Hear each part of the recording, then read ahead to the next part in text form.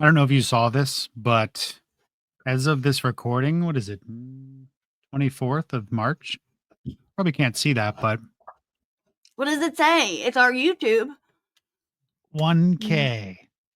Oh shit, 1,000 subscribers. Man, moving on up. Moving on up. Oh, I made that one of our goals for the year, so now I get to color it in. That was a goal from the beginning. We talked about that because that's what you need to monetize, right? 1,000. I thought it was 2,000. I'm not sure. We'll have to look. If it's 2,000. That's like as hopeful as I was 5 seconds ago. Now I'm like 2,000. It took us almost a year to get to 1,000. I do love crushing your dreams. Well, success. Yes. 33, 1, 0.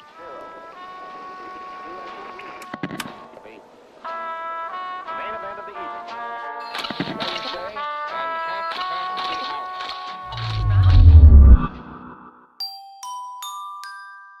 It's Tuesday, and you're listening to Murder Unscripted.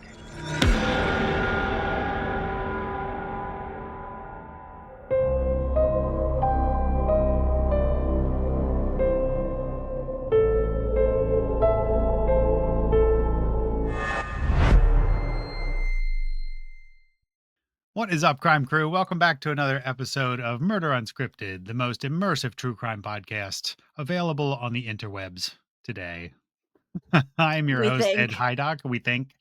I'm your host, Ed Hydock, along with my bestie, my partner in crime, Melissa Spivey.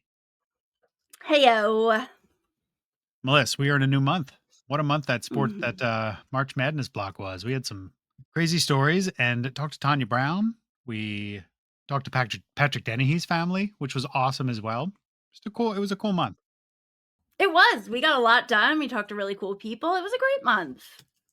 Completely agree. So now it's April of 2025, though, which means spring, which I am so excited about because I feel like my body is finally thawing out after that bitter cold winter. It was kind of crappy today, though. It was raining today, but you know what? It's not like bone chilling like it usually is. That's true. Well, new month, and we have a new theme this month. You want to tell everybody what it is? Absolutely. Our theme this month is spring cleaning. Yes, it is. So it's time to crack open the windows, let some fresh air in, start that spring cleaning. And in the spirit of spring cleaning, we chose to clean out our email inbox. And since Melissa has never cleaned anything in her life except her plate. Okay. Excuse me. That depends on if there's chicken nuggets on that plate or not. If so, then yes, it is clean. Picked clean. I have a newfound appreciation for chicken nuggets. I'm just saying. I'm going through a phase. Me too. It's called the last 37 years of my life. Yeah, your phase is not going to end anytime soon, I don't think. Never. So, well, I cleaned out our inbox and I went through all of our listener suggestions that we've gotten. And this month we'll be covering the cases that you guys sent us. You guys sent us some really good ones, and we picked some of like the lesser known cases to focus on. But keeping that in mind, as you may know or do know or may not know, but we are starting this week. We will be releasing shorter episodes. They're going to come out every Friday in our new segment entitled MU Minis. And these will be 5, what? No, I just said, as in. Oh, I thought I meant, I thought you were going, And I was like, no, that was more of a, Okay, sorry. We are going to start releasing twice a week. So we'll have our normal regular length Tuesday episodes.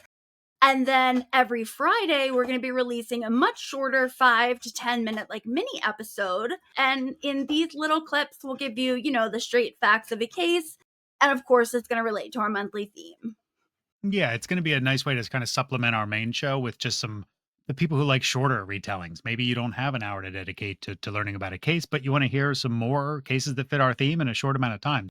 And the goal of it is we're really trying to get the word out about some more cases, not just the 4 or 5 that we cover in a month, but maybe these are cases that we don't have a ton of information on, or maybe ones that are still open, or people are just trying to get the word out about something. So it's kind of a way for us to share some of these more obscure stories, or maybe ones that don't have closure or have never gotten the publicity they deserve. So make sure you hit that like and subscribe button because you don't want to miss any of that content. We got some good stuff coming up.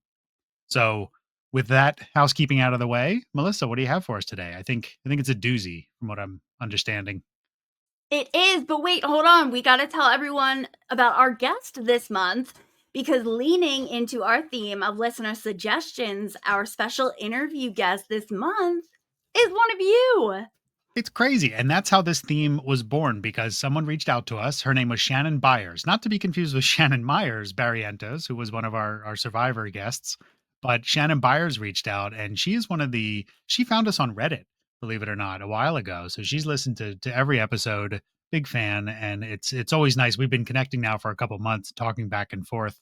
And she has a pretty incredible story to share with you guys. And I don't want to give too much away, but Shannon was an investigator with the Gwinnett County Medical Examiner's Office in Georgia. She kind of wrote in with a topic idea, and I'm like, man, that's a really interesting topic. But how do we tell stories that fit that mold? So the plan is just to make Shannon a guest of on her own. She's going to stand alone and tell her story. Shannon's wonderful. We love talking to Hmm. her, and I'm really looking forward to hearing her story. And I love the idea of kind of coming at true crime from like a different angle. Like, Hmm. obviously, the victim is always the heart of all these stories, but there's just so many other people who like play a part in the process. And to hear from someone who has been part of that process, I mean, it's absolutely a privilege. And it's also so important that these people are recognized. It's true, and we talk about the ripple effect of cases. So this is going to be an example of that. All right, well, that is coming up. But for now, I am super excited to tell you about our case today. And listeners, I cannot keep a secret to save my life. So don't ever commit a crime with me. But while Ed doesn't generally know everything about the cases that I share with you, he also isn't usually completely in the dark. But this episode is so crazy, go nuts, bananas that I had to keep it under wraps because I want like your genuine reactions. So Good. today's episode was sent in by Rosie A from Florida. So Rosie, thank you. Thank you, Rosie. Yay! So I knew a little bit about this case, but I had absolutely no idea what I was in for. My sources for today include an incredibly amazing and detailed Vanity Fair article entitled The Case of the Vanishing Blonde, and that was written by Mark Bowden. And I also watched a 2-hour special episode of 2020, but I can't tell you the name of it yet because that's going to give away my case. So, Okay. with that being said, let's get started. So, we're 11-ish months into this podcast. So, I think you know how I normally present a case, but contrary to that, this is not going to be heavy in victimology because, to be honest, there isn't much out there about our victim. This episode, which is going to be a 2-part episode, is really heavy on the investigative side of things. It is a roller coaster of a case, so buckle in. Our case takes place mostly in Miami, Florida, but as you'll see, we're going to be all over the place with this case. And we're going to rewind back to a simpler time, aka 2005. It was a simpler time. It was, wasn't it? I was still in high school. I don't know what I was doing. I was married. First time. The first time. Moving on. All right. So it's February 21st, 2005 to be exact, and it's a little after 8 a.m. And a utility worker is surveying this undeveloped cul-de-sac in like the western suburbs of Miami, Florida. And we're talking like really the outer fringe, like almost in like Everglades territory than the actual city of Miami. So, as I said, this cul-de-sac is part of a new residential development, but like they hadn't gotten to this section of the land yet to build the new homes. So the landscape is still pretty overgrown. So this utility worker, he's actually a power company worker. He's doing whatever he's out there to do. When he sees something in the grass, and as he gets closer, he is horrified to discover the naked body of a woman. She's bloody and clearly battered.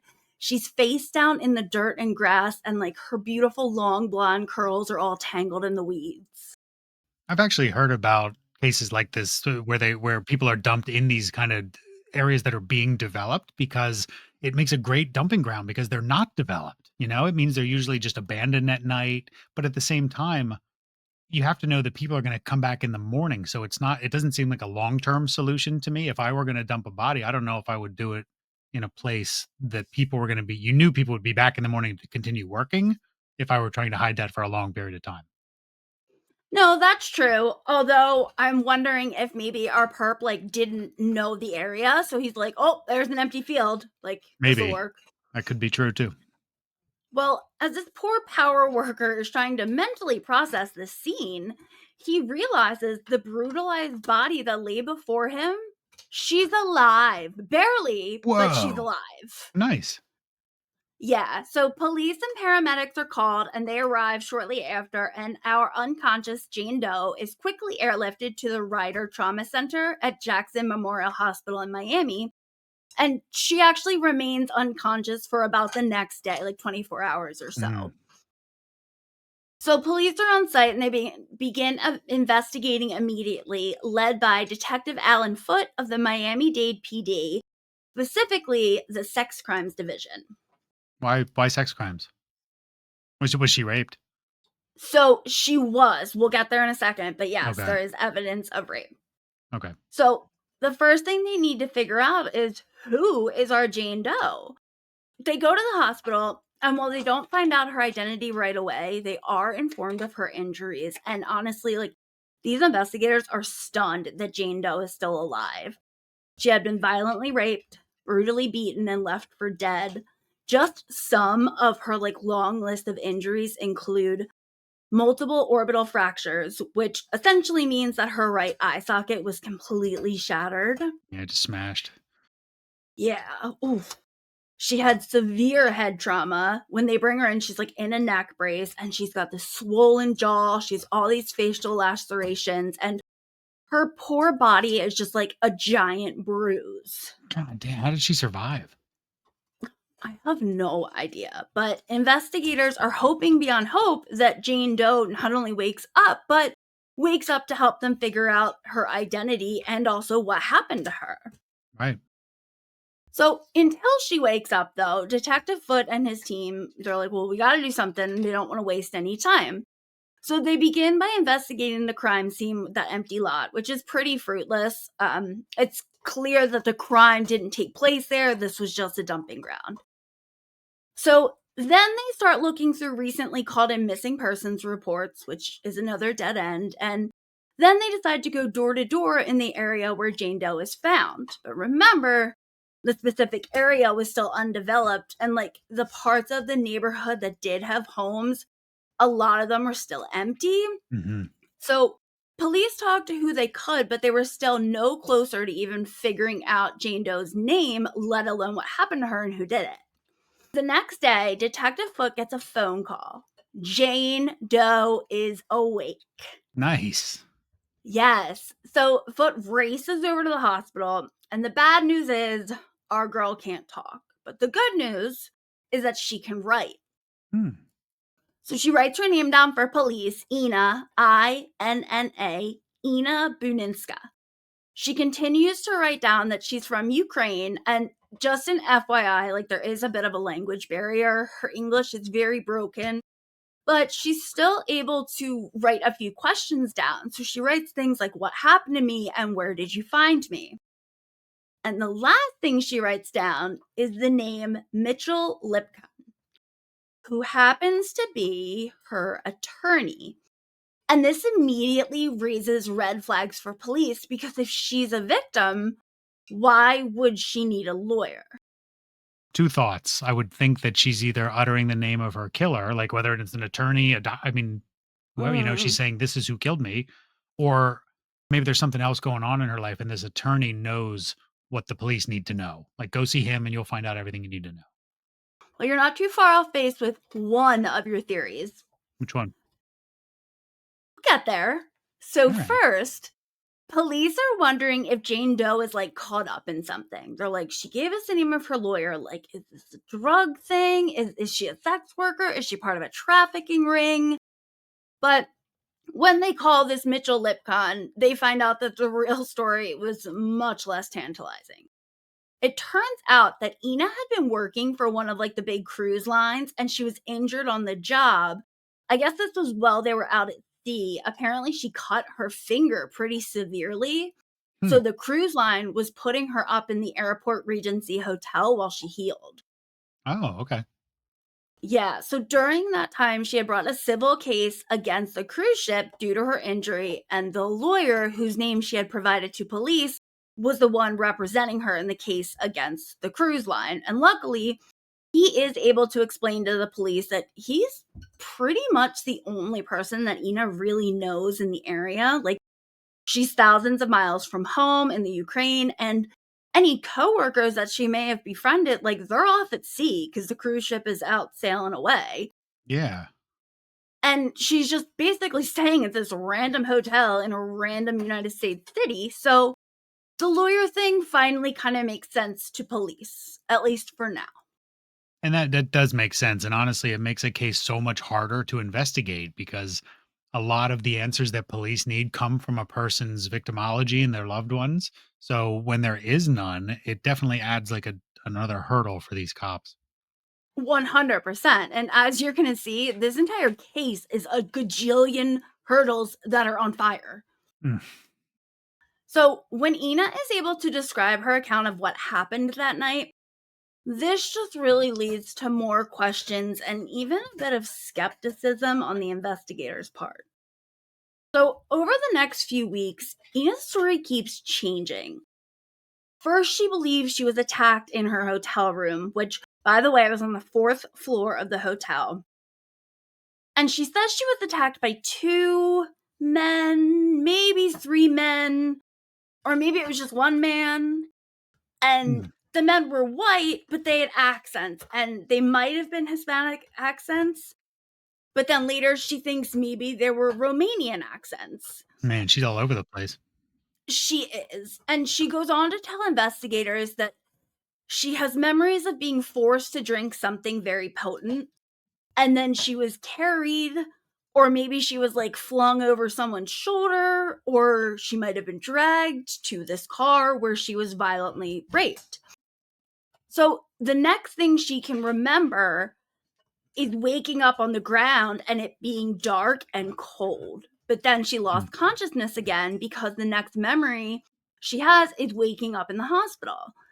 So like she's in the 2020 episode and she describes her account as more like flashes of things happening. And some of it she can't tell if it's a dream or if it was real life. And Sure. between how yeah, and I mean like between how it keeps changing and of course the language barrier, this gives police even more questions. Yeah, I mean, me too. I mean, it sounds like getting the story of who broke the window from one of your kids, you know? I mean, it's just this poor girl though. It's like the head trauma thing too. You never know what that can do to somebody and how that can affect what they're trying to convey. And then yeah, you're absolutely right. The language barrier too. So like it's kind of a stacked deck against police. Absolutely. And I mean, I'm sure they're at the point they're like, where do we even begin? I would think the hotel. Like you just at that point when you have nothing, you know at least where she was staying, so it'd probably start there. Well, you're right. That's exactly what Detective Foote does. So he goes to the Airport Regency Hotel, which this is about 8 miles like from where Ina was found in that undeveloped lot.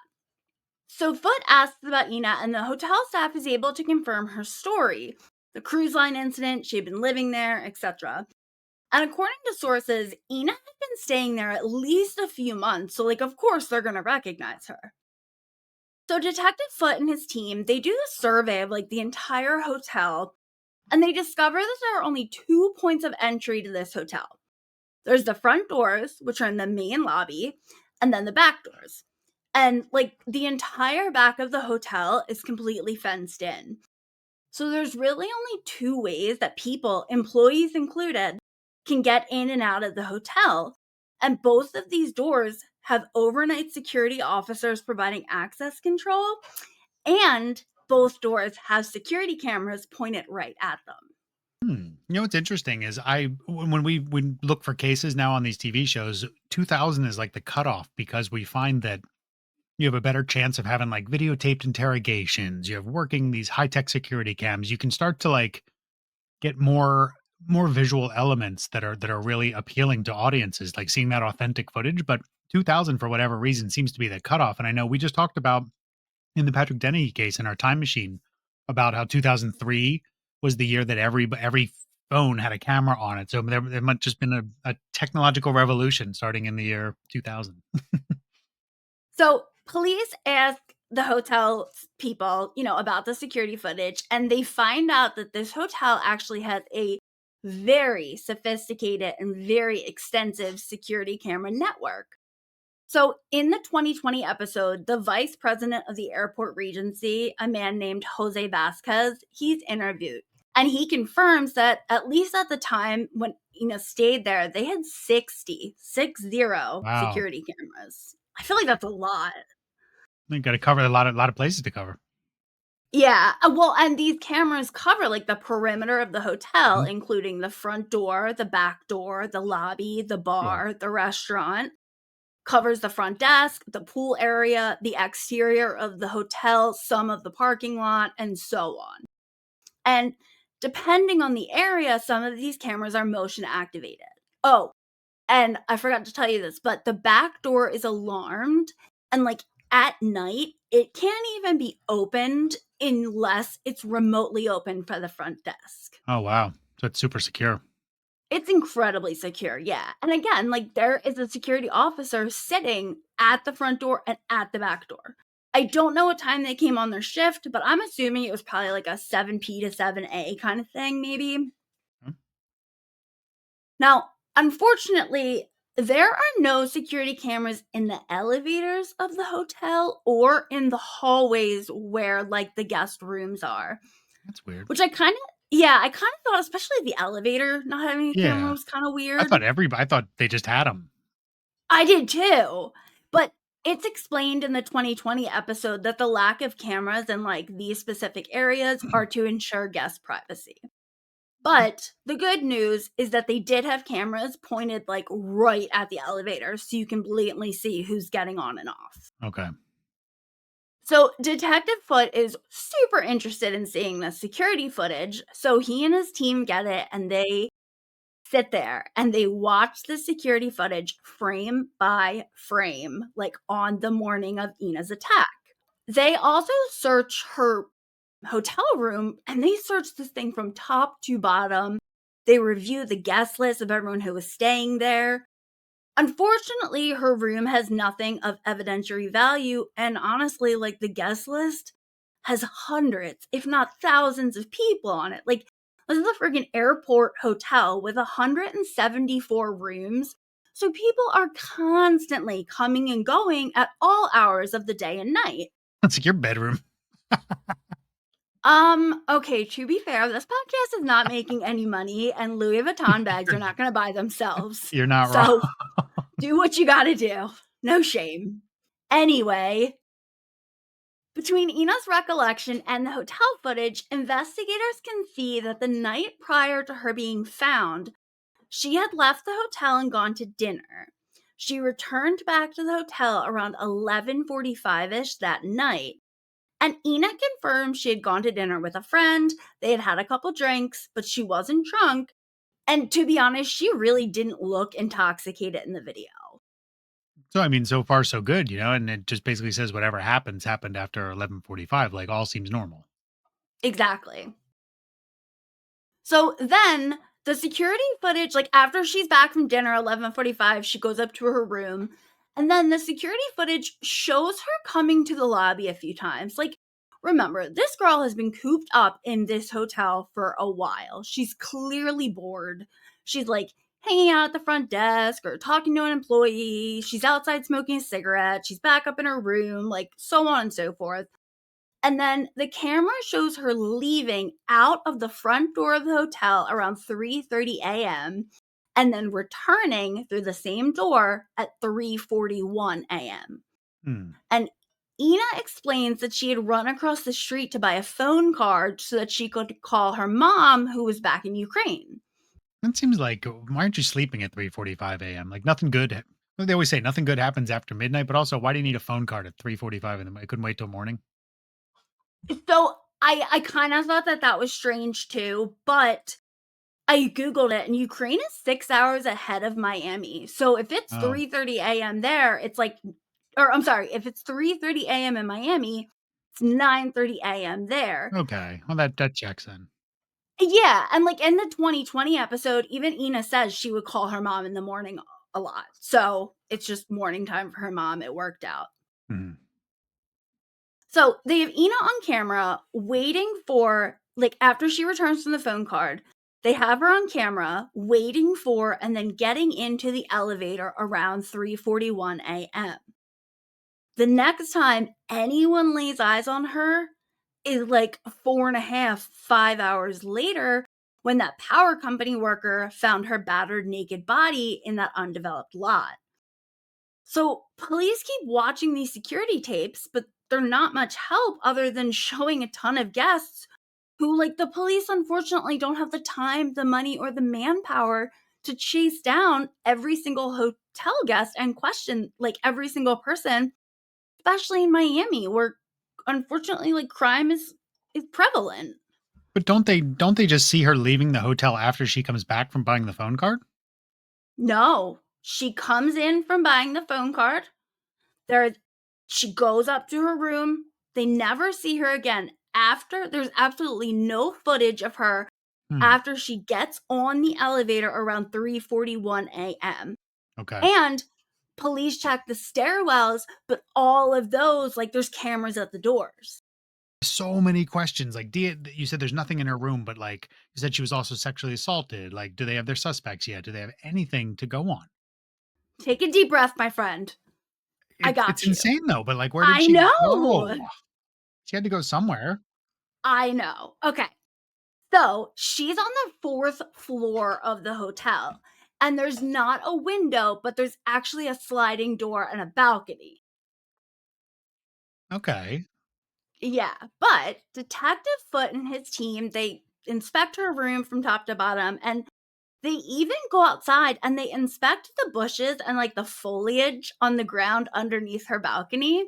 Yeah. And they check to see if maybe she was like thrown off the balcony and then transferred to a car in the dump site, or maybe she was like lowered down to the ground and then transferred. But there's nothing to support these theories. Like, It's like she's a there's no magician. She just right. teleported out of it. And it's like none of the foliage is damaged or like crushed. Ina, her body didn't have any rope burns or marks that would be like evidence towards being lowered to the ground. And for how high up her room was, it just seemed insanely implausible, especially without anyone seeing someone like climbing down, like scaling a wall of a Yeah, I hotel. feel like you would see that 4 floors up. Right. So detectives are like, what is going on here? So they decide to search deeper into Ina's background, but they come up empty. There's like nothing shady, there's nothing to raise alarms. This is so strange. I'm sorry to this is so bizarre how this woman ended up like nothing going on, but then just disappeared from a hotel and ended up in a like a underdeveloped lot. This case is crazy. Like, it's Rosie A, you did awesome by sending this case in. When I started reading it, I was like, how am I going to do this? But Yes. it's awesome. So Detective Foot and his team, they decide to go back to Ina's night before she was attacked. Investigators knew she had met a friend for dinner. Could this friend have had something to do with Ina's attack? So investigators track down her dinner companion, a man named Peter Demolis, and they bring him in for an interview. So Peter was from Greece, but like Ina, he worked for a cruise line, so they must have been like docked in Miami at the time. And Peter tells police that on the night of her attack, yes, the duo had gone out to dinner. They actually went to the Coconut Grove neighborhood of Miami.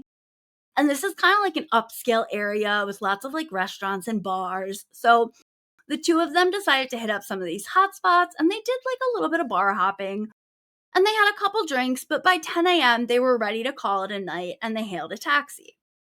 So the route they took back, it actually took them to Peter's destination first. So he's dropped off at wherever he's staying. And then the cab takes Ina back to the Airport Regency. And that was that. So, Okay. like, Peter claims, I got out of the taxi, she came back, I had nothing to do with this. Hmm. But prior to investigators interviewing Peter, they had done a little bit of digging into his background and they did not like what they saw. Or maybe they did like what they saw because it was potential evidence, but Right. either way, it's bad. It's bad what they saw. Peter had actually been arrested in the months prior to Ina's attack, and the arrest record shows that he had been arrested for domestic violence. Can you guess who his victim was? I would guess Ina, since that's the only person I know so far. Yep. Yeah. So the 2020 episode has Detective Foote talking about this arrest, and he explains that Ina and Peter had been out at a nightclub and they had gotten into an argument. The argument was because Peter wanted to leave the club because he felt there were some, quote, unsavory characters, Hmm. end quote, at this club. Ina, on the other hand, she is not ready to leave. So Peter apparently grabs her by the arm and they start arguing. And Detective Foote says that the officer working security arrested Peter for domestic violence. I don't know what ends up happening with this charge because they never talk about it again on the 2020. Just let it go. Yeah, it's never specified, but like I can see why Detective Foote and his team are giving Peter some major side eye. But I'm surprised they didn't make more of a suspect out of him. They usually love to any little nugget of evil like that, you can take and make a Mhm. whole. Well, and in the 2020, the reporter asks Detective Foote, she's like, "So was he a suspect in your mind?" And he's like, "I partially considered him a suspect." Because again, the timeline doesn't really work. Sure. That makes sense. He's just he's a back burner suspect, we call him. Right. But Peter wasn't the only one who was on the suspect list. So police also had to consider that maybe it was like one of those the call is coming from inside the house situations, and Mhm. maybe the rapist worked for the hotel. Oh, maybe. So the investigators start reviewing that security footage again, and this time they're paying close attention to like any of the hotel employees who had interacted with Ina the night of her assault. And pretty quickly, they want to talk to the hotel's night manager, a man named George Perez. So, one of the reasons that George was on the list was for the simple fact that he was the manager that night and he had a master key to all the rooms.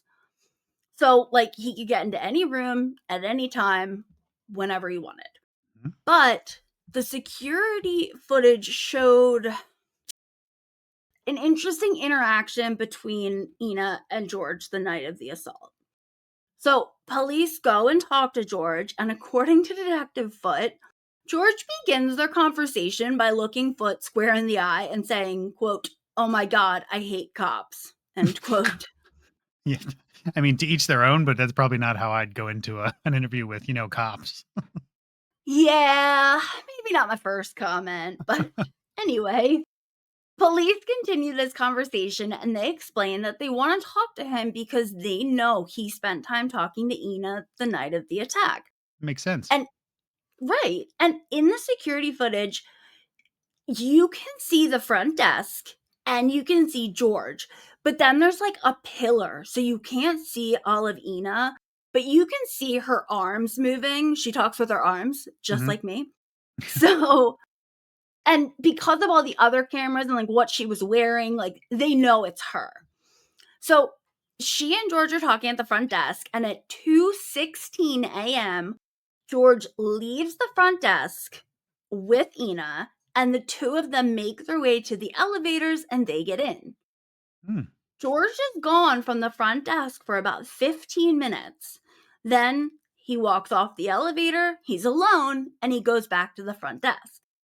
So Detective Foote is like, "What were you doing with Ina? Like, why would you leave the front desk unmanned and go Mhm. upstairs with her?" And George has an answer. He claims that, yeah, he had talked to her. Like, she had been there a while. They had kind of not become friends, but become acquaintances, friendly enough. Sure. So He claimed, yes, he talked to her, but nothing happened other than him doing his job. He said that Ina was a little intoxicated and he escorted her up to her room to ensure she got there safe. And, like, to be fair, in the video, they don't talk about this, but it's just what I noticed. In the video, he comes back down to the front desk. He shows no signs of, like, just raping and attacking someone. Like, his shirt and tie, or well, his shirt is still tucked in, his tie is straight, his hair's not messed up, there's no blood visible, so Yeah, but you got the bigger problem is that nothing happened in her hotel room. Like, there's no evidence in there, right. and there's no camera footage of her leaving. So, like, there's a missing link here, you know? So I don't think it would be him. Well, the only weird thing though is he's telling the investigators, "Oh, I took her up to her room because she was drunk." But remember, well, Ina had been drinking while she was out with Peter. Detective Foote didn't think she looked like she was drunk in any of the camera footage. Okay, So, but yeah. like you can also be drunk and not necessarily Yeah. look drunk. I don't know. Absolutely. If you can just walk a straight line, they're not gonna not interacting with that person and just seeing them on camera. I feel like unless they're outwardly drunk and stumbling and felt like you wouldn't know. Right. That's kind of how I feel too. Yeah. So now Detective Foote has two promising suspects, Peter and George, and they also, Detective Foote has DNA. So he asks Peter and George if they would willingly give up their DNA. Both men eagerly agree. They want to clear themselves, which Mhm. to me, you generally don't expect a guilty person to like jump at the chance to give their DNA. Right, right. Well, when the DNA results come back, both Peter and George are cleared. Neither of their DNA matches the semen that was found inside Ina. Hmm. Not surprised. Yeah. So now Detective Foote and his team, they need to like rethink this investigation because just like that, their two most promising leads are a bust. So their next move is to go back to the security cameras. And this time they're thinking maybe there's an issue with the cameras. Like, as I said earlier, some of these cameras were on motion detectors. Mhm. And this next part like made me laugh. So Detective Foote and his team try to like trick the cameras and they do all these things and they walk like super slow past the cameras and they run really fast past the camera and they like try to hide from the camera. But no matter what they do, no matter what angle they come from, these cameras record them and they're in full working order. And the reason I was laughing, like, I just kept picturing all these, like, big bad cops, like, tiptoeing past the cameras with that cartoon tiptoe sound, like, Tink, tink, tink, tink. yes! And then I'm, like, picturing them, like, flat against the wall, sliding, like, against the wall with that secret agent man, like, playing in the background. The mental image was cracking me up. It is pretty hilarious at the same time, though. I mean, I appreciate the level of police work because they're trying to rule out, like, any possible issues with those cameras because if and when this does go to trial, like, any good defense attorney will chip away at, like, any lapse in the investigation or maybe any loop that the investigators didn't close. So, he covered all the bases, and I respect that. He definitely did. He's clearly a brilliant detective. He does a great job. So, but at this point, weeks are going by.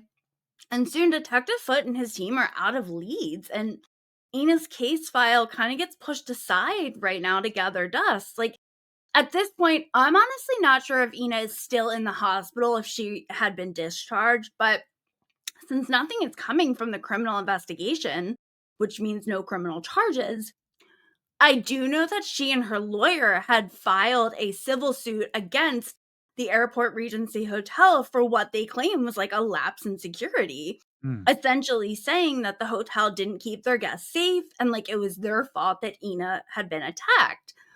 And it seems like the theory there is that a hotel employee attacked Ina. And the lawyer also mentioned, I think in the 2020 episode, that some of the cameras weren't being monitored properly. Oh, okay. Right. Yeah. But of course, the hotel isn't happy. And they're like, all right, hold on. This woman has a civil suit against the cruise line, and now she has a civil suit against us. Yeah. And not to mention, her story keeps changing about what happened that night. And this is like a pinkish red flag to investigators, but I also kind of think they're overlooking the fact that A, she had extensive head trauma, and B, her English is very broken. So, Well, like, yeah, the whole like linguistics go out the window because now you know what I mean? You're trying to get to the bottom of somebody who can barely put a cohesive thought together in English. Like you're going to have inconsistencies as they try to just explain what they're talking about. exactly. And I mean, we've seen this before. Like, look at the Amanda Knox trial. Like, there was an issue because she didn't understand Italian and whatever. So, I don't really think this is that big of a deal, but like, I understand where they're coming from. And but again, this is all strange to the police, and all of this is just plain shady to like the hotel people. So they, meaning the hotel, they decide to bring in a private investigator to get to the bottom of this because of course they don't want it getting out that their hotel is unsafe or like that they employ rapists, Right. and B, they absolutely do not want to pay anyone a ton of money in a civil suit. And at this point in the game, I'm pretty sure the hotel's theory is that Ina was a sex worker. She went to a John's room. He got violent, and now she's saying it's the hotel's fault. So I feel like the hotel is trying to prove that due to her possibly being a sex worker, she brought the assault on herself, which is so problematic for so many Yeah. reasons. Because regardless of your profession, you don't deserve to be assaulted. 100% true, but sex work is illegal, you know, so Ina was probably trying to be as shady as possible if that's what she was doing and not get caught, you know? Like, but did she happen to tell police at the hospital that she was in the sex industry? I'd be curious to know that because that like, would she readily admit that? Because that kinda changes things. Well, she did not tell them that she was. In fact, they like straight up asked her, and she assured them that she was absolutely not a sex worker. Really? I'm dying to know the Really. end of this case because it is like, there's so many just it's a mystery, it's one big mystery. You have no idea. We haven't even like broken the surface of the craziness. Insane. But let's put crazy back seat for right now because we're gonna talk about the PI that the hotel hires. Uh-oh. And if we have a drum roll sound effect, you need to make that happen. I can make it happen. Here we go. I would like to introduce you to our MU MVP of my life and my latest crush, BT Dubs, private investigator Ken Brennan. All right. If you were a casting director for like Law and Order SVU and you wanted, and like the scene calls for a rough and gritty, plays by his own rules PI, you got your man. This is the man you would cast without a second question. Like, Uh, I'm going to read you the description of Ken given in the Vanity Fair article because it's freaking amazing. So they write about Ken. Ken was, quote, middle-aged, deeply tanned with gray hair. He was a weightlifter and favored open neck shirts that showed off both the definition of his upper pecs and the bright, solid gold chain around his neck. oh, The look maybe. said, vomit. If listeners, stop. Listeners, Ed just tried to show everyone his pecs. I apologize to the YouTube audience. Moving on, the look said mature, virile, laid back, and making it. End quote. You can quote me on this, but if y'all are looking for a silver fox, we do not need a PI to solve that mystery because Ken is that man. I would like him to be my man, but here we are. I had no idea that was your type, but at the same time, I'm not surprised. Ken has like these piercing blue eyes and like this. He's very handsome. He kind of has this like Ed Harris meets Michael Keaton look, but with like a head full of silver hair. He rides a motorcycle. His vernacular is just rife with profanities. He solves crimes and like he's like the epitome of like a man's man. Are you done? No, not yet, actually. In the 2020 episode, they intro him and they show him riding his motorcycle, and he's got these gold chains, necklaces, and bracelets, and he's like wearing some aviator sunglasses, and he's got this like short sleeve tight shirt on highlighting his arms. Like he looks so badass. And he's from Long Island, so of course he has that Long Island accent, which somehow just adds to his badassery. This stopped being a crime show like 3 I minutes ago. gotta tell you about Ken. This man is a badass. By the end of today's episode, maybe next week's, you are gonna be loving Ken just as much as me, so I don't wanna hear it. We guess we will find out. Also adding to that is that he spent years working in law enforcement. Like, he started his career in 1975 as a Long Island cop. Then he spent several years working for the DEA. And when he left the DEA, he worked as a commodities broker, and that's when he began working towards his PI license. And he found out that he didn't really like the whole broker aspect, but he loved investigating crimes, and he was damn good at it. This man has that special sixth sense that I think helps make a good investigator. He could look at you and size you up pretty damn quickly, and if he liked you, you had a badass wingman for life. If he didn't like you, oof, he would make that clear. And just a side note, Ken did have kids, but they were like grown and like out on their own. And their mother, who was Ken's ex-wife, she had passed away after they divorced. So he really isn't tied down to anything or any area. And that's honestly ideal for a PI. And ideal for you, be in case you were looking for an open appointment to polish his pecs. Um, Got I plenty will of take the availability. next open appointment. So this badass Superman, Ken Brennan, he comes in and he straight up tells like all his clients, including the Airport Regency, that he is going to get to the bottom of the case regardless of who is in the right and who is in the wrong. He basically tells clients, just because you're paying my bill, I'm not going to do anything that can lean in your direction, but I will get you the truth. So the first thing Ken does when he's like takes this case is he goes to talk to Detective Foote. And it is not a secret that police generally do not appreciate having a PI like all up in their business. So at first, Detective Foote isn't happy about Ken being on the case, but according to that Vanity Fair article, that feeling faded super quick, like right when Ken introduced himself. He appeals to Foote from like that cop camaraderie angle. And he explains to Foote that while he was a PI, or well, he's currently a PI, he had been a cop and he had been a federal agent. And he says to Detective Foote, quote, "Look, you and I both know there's no fucking way you can investigate this case."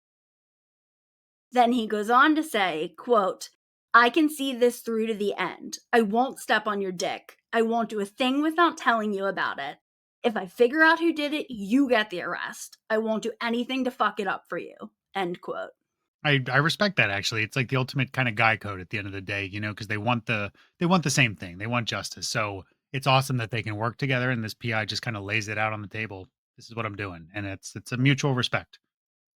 Absolutely. And like, I'm reading this and just loving it, but apparently it appealed to Detective Foote as well because he did something that he had like never really done before, and he agreed to share his case file on Eno with Ken.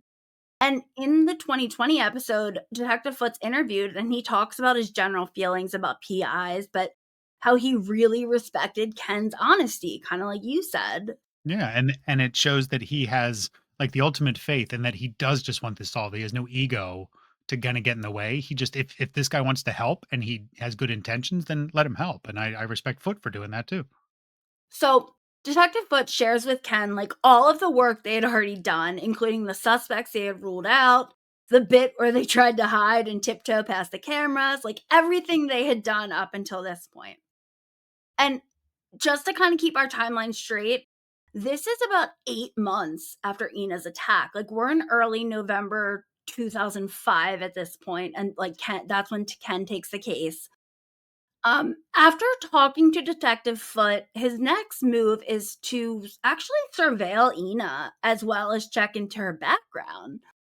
By now, she had been released from the hospital. I'm honestly not sure where she was staying. Somewhere in Miami for sure, but I'm guessing she didn't return to the Regency. I don't know for sure, but basically, Ken wants to find out for certain if Ina is in fact a sex worker or like if she's caught up in some kind of scam like with these lawsuits. Well, and also the thing you got to think about is that she might have been wrapped up in something bigger, like some kind of crime syndicate, because it happens more than you think in those Eastern European countries and areas.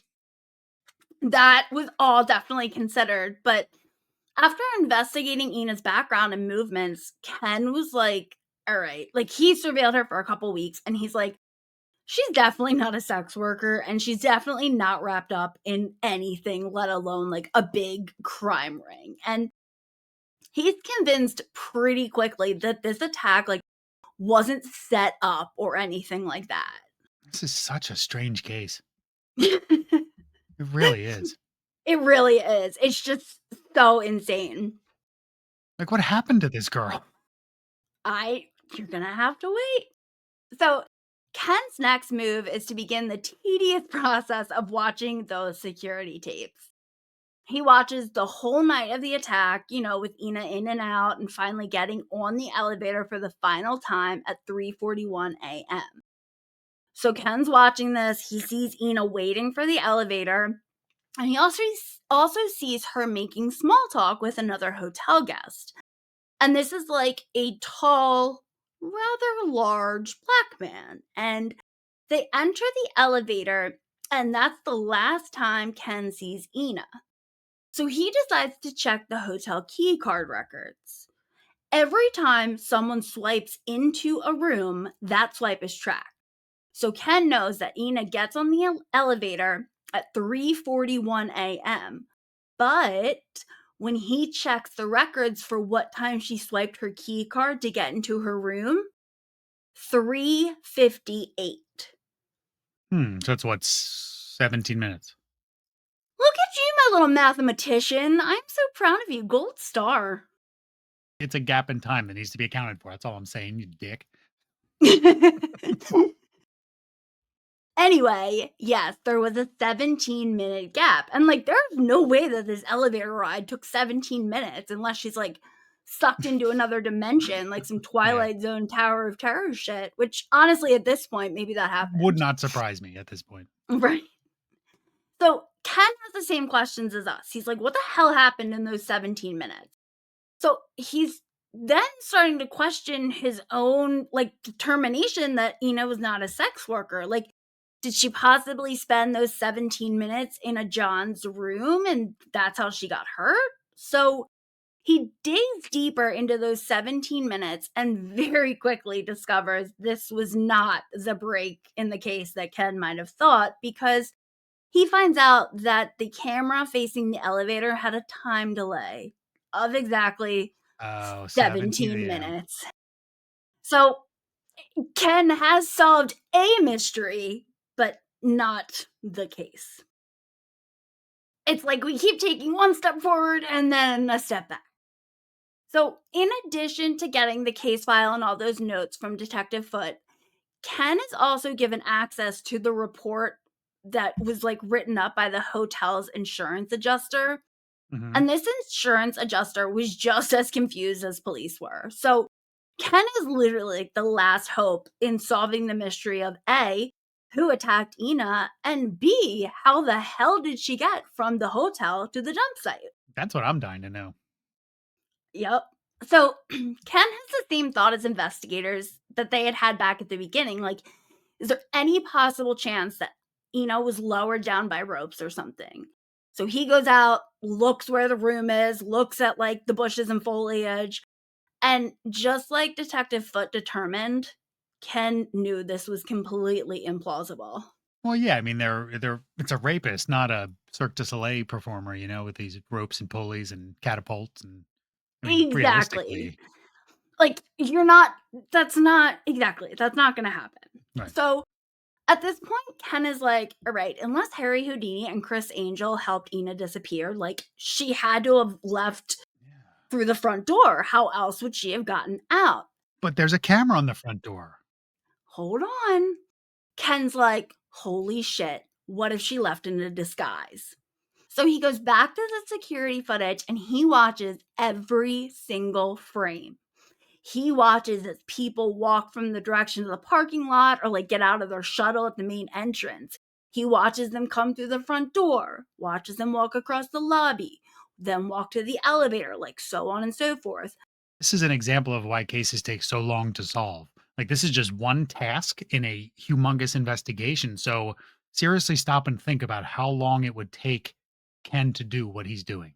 And he's one guy. And I don't know if he was like working on anything else at the time. I'm going to assume he was not, but it really never comes up. But this is that CSI effect where things happen in 30 seconds. They get results. It's like, no, these things take time, tedious amounts of time. And I talk about that later in this case when it comes to like DNA results and stuff. Like Mhm. in the TV shows, they press one button and it's like ding, ding, ding, ding, ding. When in Yeah, real yeah, life, it takes months. yeah. So after watching all this, pretty soon, Ken can begin crossing out people who came in the hotel and then left like after Ina was found. So then he begins crossing out people who aren't carrying anything, like they're not carrying a bag, or if they've got a super teeny tiny bag. And he's also looking for anyone who is like acting strange or shady or nervous. And actually, until he can confirm their departure time, like he's not even eliminating families with kids or like little old ladies. Yeah. Everyone is a suspect until he can account for the time that they left the hotel. This is obviously very tedious research, but Ken does it, and he can eventually determine that Ina did not leave in a disguise. Like, there was not a single person who he couldn't pinpoint the time they got there and then the time they left. Hmm. And pretty soon, he's left with only one person, that tall, large black man that I mentioned earlier. He's the one who had gotten on the elevator with Ina at 3:41 a.m. So Ken watches this scene again and he watches as the two of them exchange what he assumed to be like pleasantries or small talk while waiting for the elevator. Hmm. And he watches them get in the elevator and he just like analyzes this scene over and over. And he's trying to decide if Ina and the guy know each other or have like any possible connection. Yeah. But after he rewatches for the zillionth time, he just doesn't get the feeling that their exchange was anything more than like a, how about that weather we're having? So he watches for the man to leave via the elevator, and actually, at 5:28 a.m. that same morning, the man is shown on security footage walking out of the elevator with a small suitcase.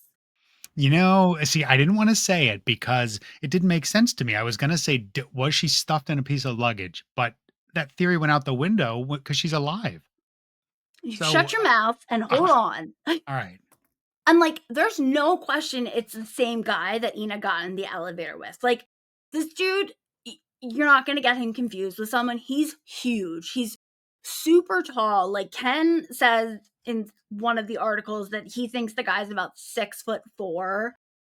And this gentleman is pretty wide. Hmm. Like, we're talking over 300 pounds. Oh, wow. Yeah, so he's a big dude, and he's, like, a Mhm. very light-skinned African American man, and he wears black, like, framed glasses. Okay. So, Ken watches him exit the elevator at 5:28 a.m., less than 2 hours after he and Ina were seen getting on the elevator at 3:41 a.m. So, when this man exits the elevator, he has a small wheeled suitcase with him, and he is cool, he is calm, he is casual. See, now I'm interested now. The suitcase thing has me intrigued because like either one, he's checking out or going somewhere and it's seriously like just a suitcase and it's another dead end, or was in it. And but It explains why she was never seen after 3:41 a.m., but at the same time, she's alive. Like, I feel like she would have to be in pieces, for lack of a not to be unsympathetic, but in pieces to fit in a suitcase. I get where you're coming from. You're just gonna have to wait and see. So Ken's watching this guy. He gets out of the elevator. He makes his way through the lobby with the suitcase rolling along behind him the whole way, and he walks out that front door. So Ken continues watching the tape, and pretty soon, literally less than an hour later, the big guy is back. And he's on the security footage. He walks like they can see him coming from the parking lot. He walks in through the front entrance, walks across the lobby, and he gets back in the elevator. But Ken notices that this time the man doesn't have his suitcase. And Hmm. yeah, the wheels in Ken's head are turning, and he's like, why would this man who definitely didn't check out that day, why would he leave so early with a suitcase, but then like return a short time later without the suitcase? Yeah, it's definitely odd, and at the very least, something that's worth investigating. For sure. So he investigates it and goes back to the security tapes. And he knows he is just missing a piece of the puzzle. Like, he's like, this is important, but I have to figure out why. So he watches and watches. He rewinds the footage. He fast forwards. He watches the same clips for hours. And finally, he sees something that honestly most people would never ever notice in a billion years. As this guy gets off the elevator, his suitcase wheels get caught on like the elevator door jamb, like the space between the elevator floor and the Yeah. actual floor. Right. And while it only catches for a quarter of a split second kind of thing, Ken catches this and notices that the man has to give the suitcase a very small but aggressive yank to get it across the threshold. So it's heavy. It is. And there is no way that a man of this guy's size and stature should have any problem pulling like a normal sized suitcase full of clothing and whatnot.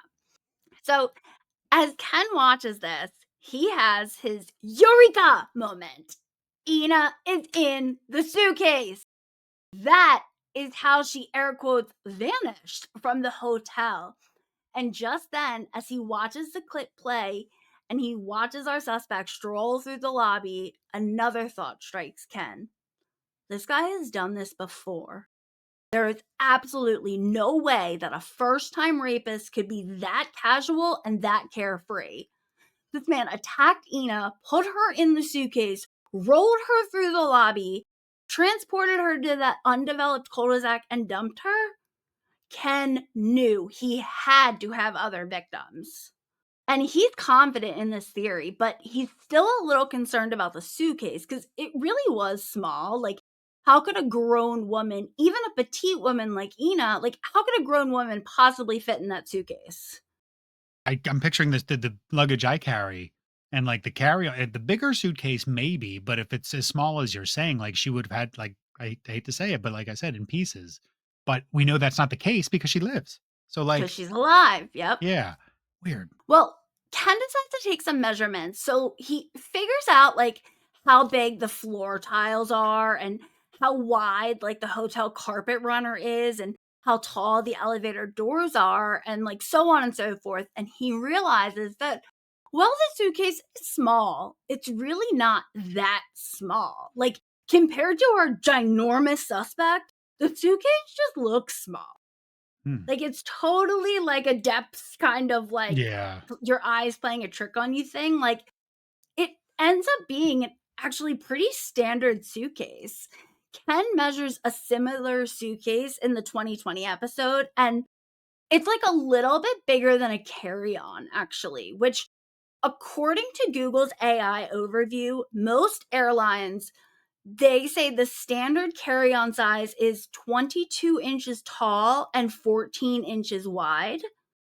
That's right. That's I yeah. While the suspect's suitcase was actually 29 inches in height and 19 inches across. So it's That's a 7 full inches size tall. suitcase. Right. So Yeah. it's a decent sized suitcase, but like you watch the video and it does look really teeny tiny. It's like that guy who that Jeff, I can't remember his last name, but he's got some kind of deformity, but his arms are he's got these big hands and forearms. When he drinks a can of Coke, it looks like it's this big in his hand, but it's actually a full size thing of Coke, but you're all thrown off because of how gigantic his arms are.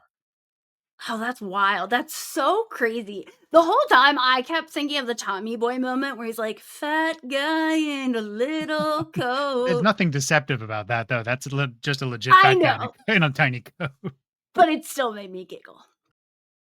So Ken knows he needs to test his theory about this suitcase thing. So he gets like a friend or a colleague. It's a petite woman who's has very similar measurements to Ina. She was about 5'3". And he gets a suitcase with the same measurements to the suitcase that our suspect just so casually strolled out with. And guess what?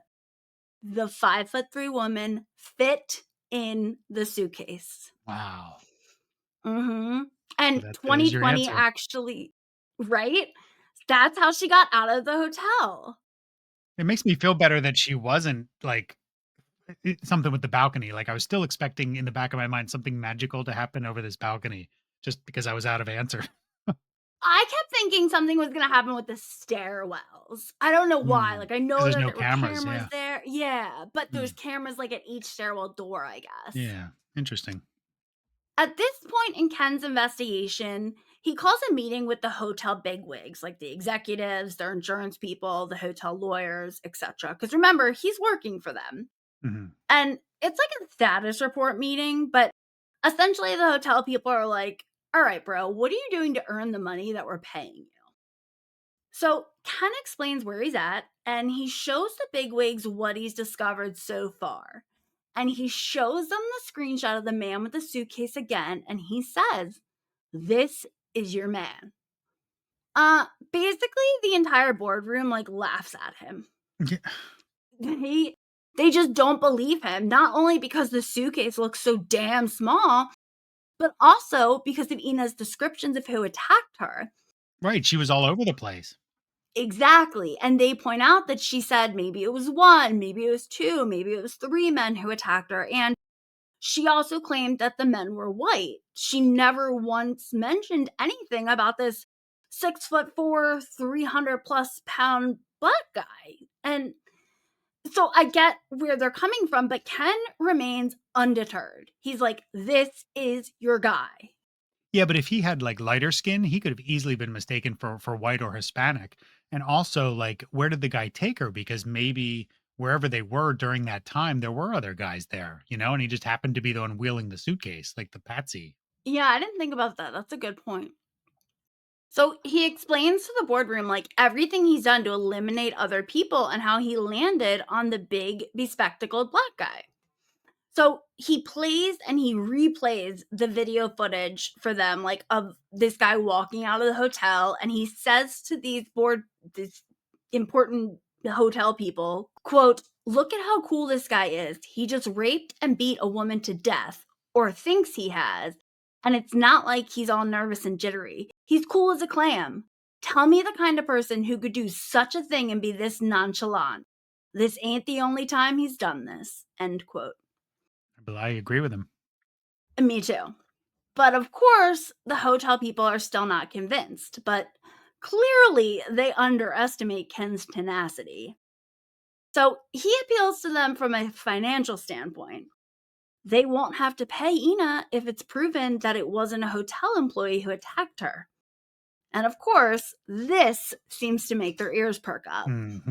Shocker. Remember we talked about last week, follow the money? I mean, it literally drives the entire world that we live in. So this is not a surprise. No, it's sick, but it is what it is. Mhm. Now, Ken's primary focus is to get this rapist off the streets. But just like you said, let's be real. It's all about the money to these fancy schmancy hotel executives. And after much deliberation, they do agree to Ken continuing his work on the case. So now, Ken is not only determined to arrest this monstrous, brutal rapist, but also to prove that he was right. And you know what? What? That's where I'm going to leave you hanging. You're kidding me. This is where we're gonna end part 1. That's a great cliffhanger. I'm not gonna lie. That was pretty good. Pretty good. Well, and this is even better because, like, you don't know how it ends. No idea. No idea.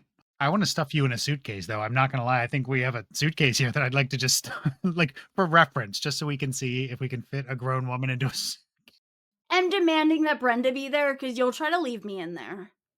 Well, I guess we'll find out next week what happens, and I can promise you that, like, if you think this case is almost over, yet again, we have barely scratched the surface. Like, it is such a roller coaster ride we're about to go on.